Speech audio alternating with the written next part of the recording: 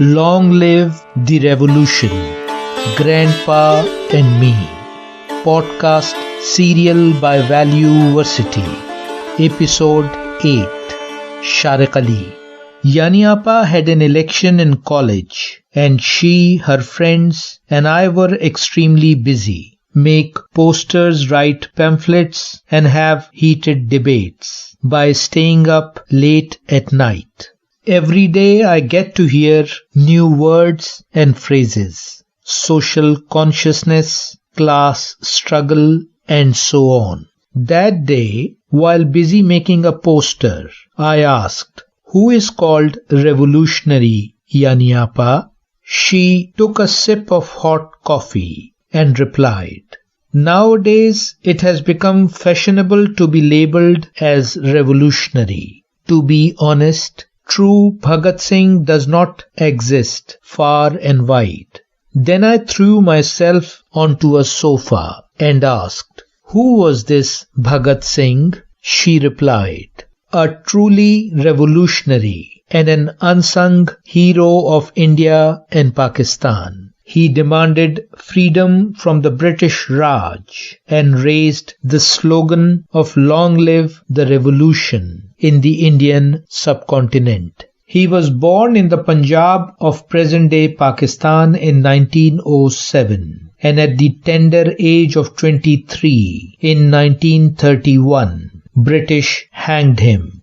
But why? I asked surprisingly. He was a free spirit and kept on demanding freedom for all in the subcontinent," she explained. He disagreed with Gandhi ideology of non-violence and was convinced for armed struggle.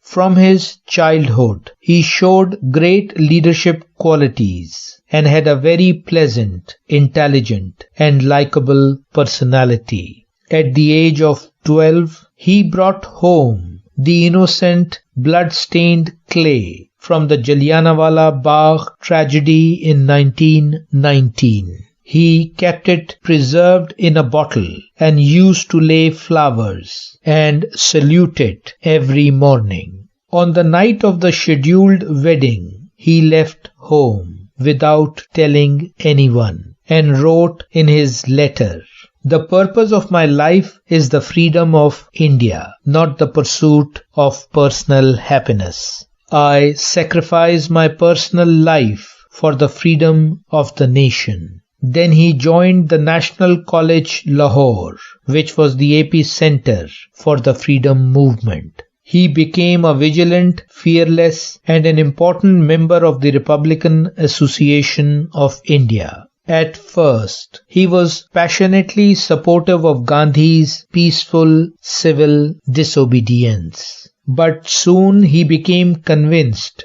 that freedom could be achieved only by taking up arms. Then, during the same armed struggle, he was arrested on the accusation of throwing bombs on the British Constituent Assembly. In a judicial statement, he and his comrades said that it is needed to speak loudly to the deaf people. Our blasts voice loudly and clearly to the British to leave India. Freedom is our destiny now. On the night of his execution, he and his companions came chanting slogans of "Long live the revolution," and fearlessly embraced their execution one by one.